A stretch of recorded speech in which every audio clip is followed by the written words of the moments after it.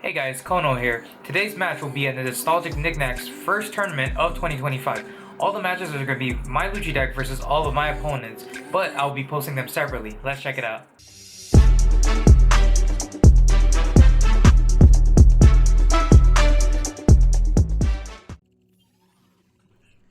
Alright, first matchup, we have Danny playing my waifu leader, Nico Robin.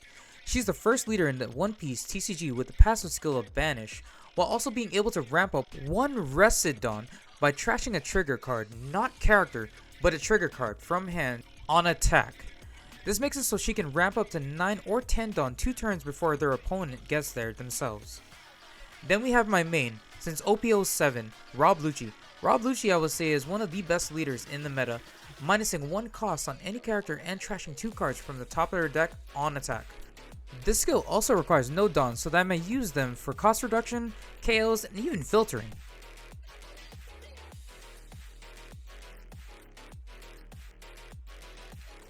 Now I did win the dice roll, so I will be going first. And with no Spandam in hand, I will pass. No Professor Oliver in hand, it looks like Danny passes as well.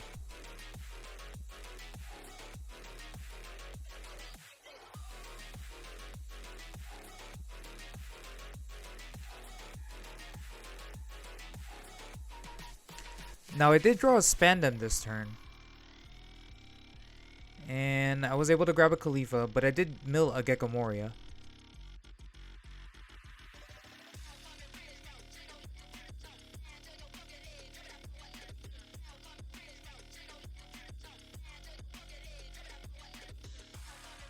There we have Danny ramping up one Rested Dawn. I did lose a Gecko Moria again, but that's okay. There's more to playing Rob Lucci than just Gecko Moria.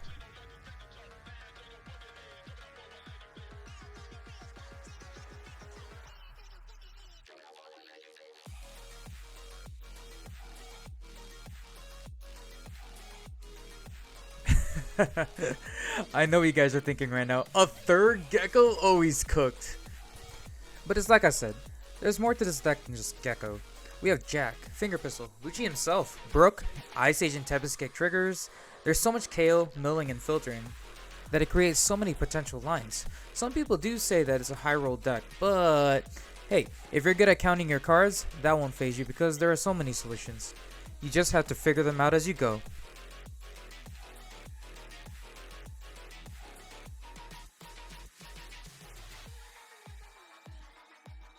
Danny ramps again, putting him at 10 Dawn next turn while I'm still going to be at 7.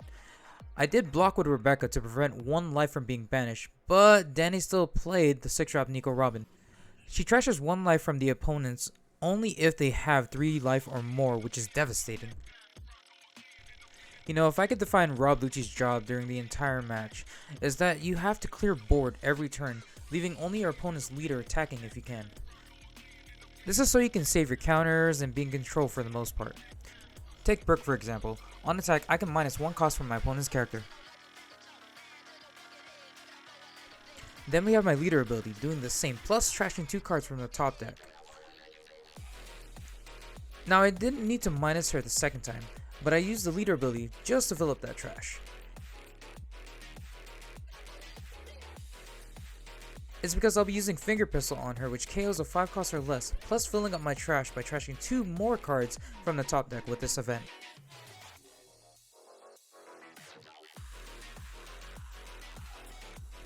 Being on 10 Dawn, Danny has the option to drop big bodies now.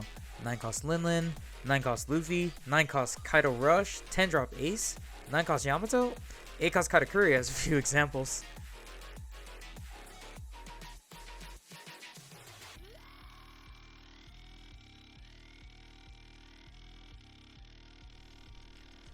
And he goes 8k into Brook, confirming the kill, but to be honest, a 6k swing would have sufficed. I see him splitting that 1 Dawn from the other 6. Looks like he'll be playing another Robin. This was actually a funny moment because Danny thought he lost his 10th Dawn, looking all over the place even though it was hiding under the rest. It was a good moment to ease the serious tension during the match.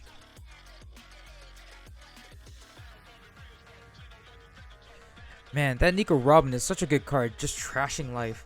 I can tell you right now, that hurt.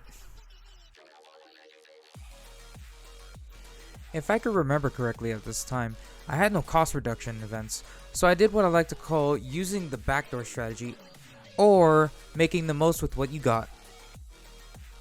One of the most overlooked characters to play on board is the 2k counter Kaku, but I'll show you how you can make him essential in an awkward spot.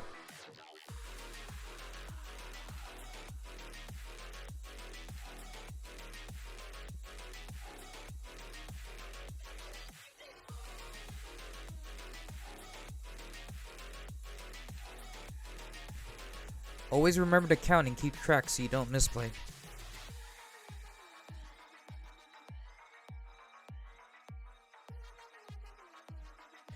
First, we'll play Rebecca, which will be able to grab Spandine from trash, bottom decking 3 CP cards to be able to play a 4 cost or less CP from trash.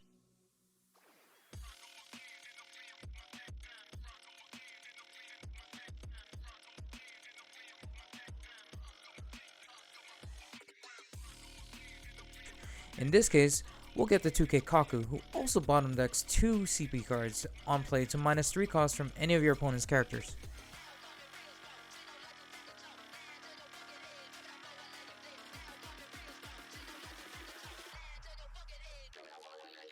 And there he is, Rob Lucci, able to KO a 2 and a 1 cost character on board. Lucci's on-play ability requires me to bottom deck any 3 cards, so you can see why I bottom decked my 3 geckos, just in case I cycle through the deck.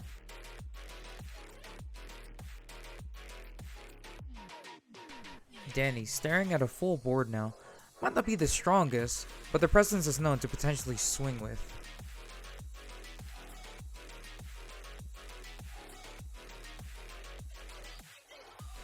No questions asked, I will absolutely block with Rebecca, then to get banished. There we go, Danny's first big body, Charlotte Linlin, one of the best additions to purple yet.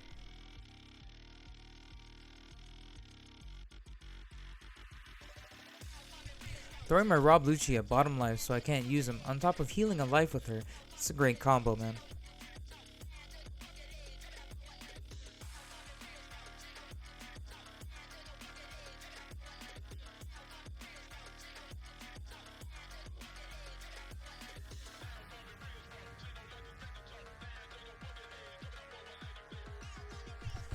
I remember that I had no cost reduction at this time, so instead I swung wide, trying to pull cards out of his hand. Rule of thumb, if a Lucci deck isn't KOing anything that turn, it's because they don't have what they need to do so, the character on board is irrelevant, or the board's clear.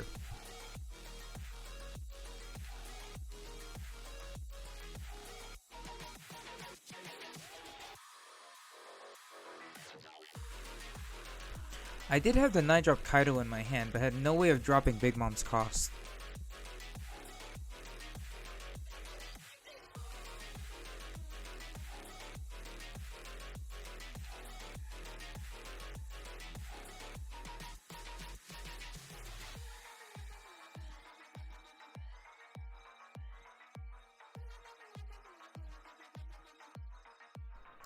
Even though I could have grabbed the Tempest Kick, I wouldn't be able to use it, so instead I grabbed the Finger Pistol just in case Danny got a trigger that plays a free body on board like Sol, Kikunojo, or even the Robin trigger that plays a 3 cost or less from hand.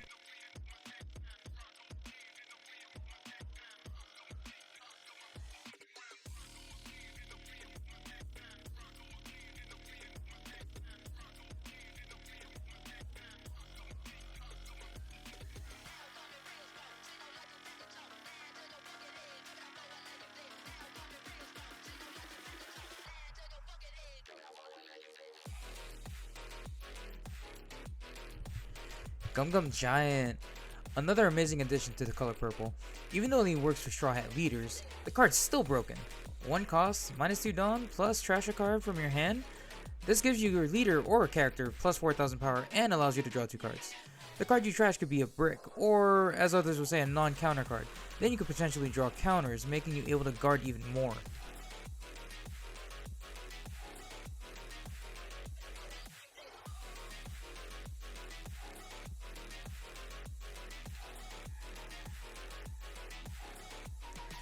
Still guarding the leader swing.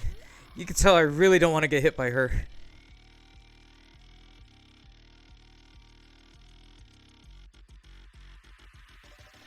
Danny taking out a second Linlin.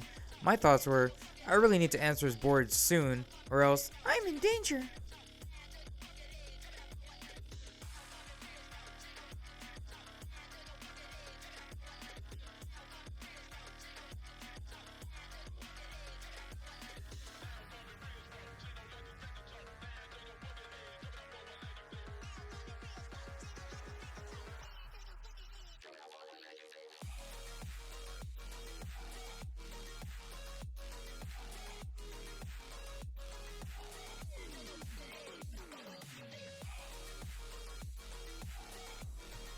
That really crushed me to see the Ice Age get milled by the leader. So my reason for playing Sabo was to have a blocker on board while filtering the bricks in my hand.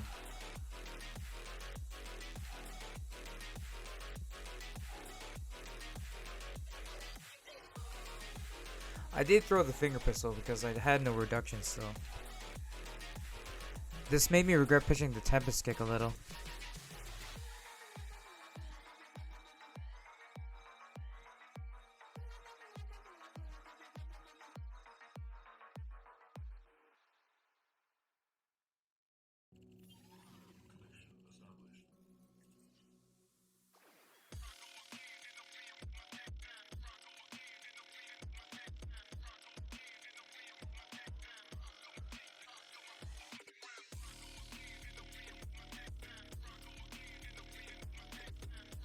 Another happy block from the leader. But of course though, I'd rather take the swings from the Linlins so I can get more cards in hand for more options.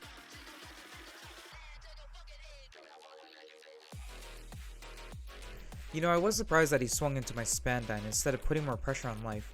I believe it's because I have been swinging aggressively with him that I left an impression. I could be wrong, of course.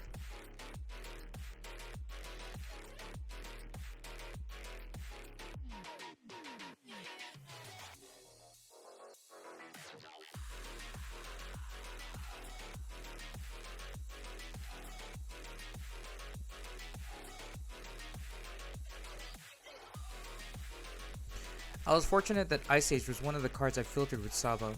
Now I'll be able to KO at least one Linlin and finally have a big body on board, being Kaido. I love how Kaido trashes a 7-cost character on board and one card in my opponent's hand by their choice. But since Danny only had one card in his hand anyways, he had no choice but to trash it.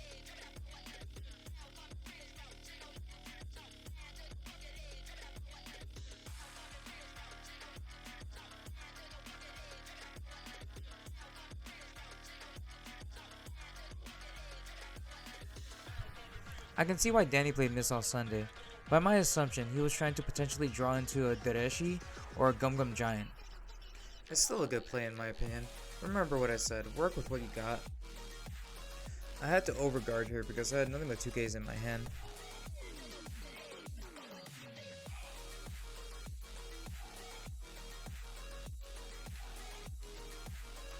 Okay, now here's another little mistake I made. Instead of playing the Kaido, I top deck so I can trash that potential counter in his hand. I swung 10k to Linlin first.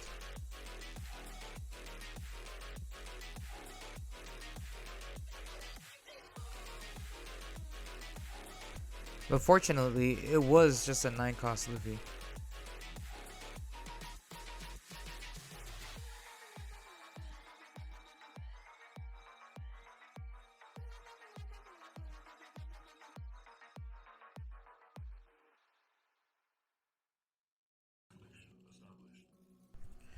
You know, I'd have to say, OP09 came out with a lot of good cards. Take Doreshi for example, paying 3 to find 2 trigger cards. Most of the yellow staples that aren't top end cards are either events or 2k counters with triggers, like Beiji and Nico Ovia that he just grabbed.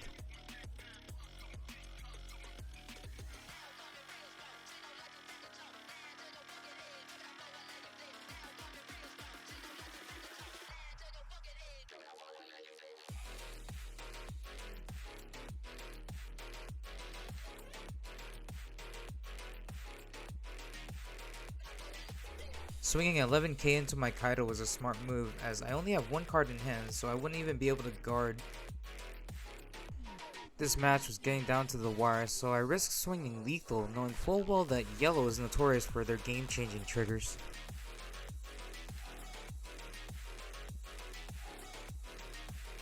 And there's one right there. Nico Ovi allowing to draw 3 and trash 2 from hand, filtering out the bricks and collecting counters.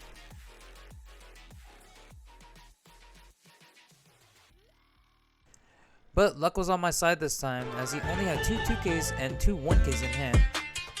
But to be honest, even though he had all 2Ks, it wouldn't have mattered anyways, since I was swinging 13k. Even if it was a Beiji stopping my attack, he would have still had Katakuri Linen in hand. Hey guys, thanks for watching. I would have a deck profile, but I'll have that ready at the end of all 4 rounds, so stay tuned.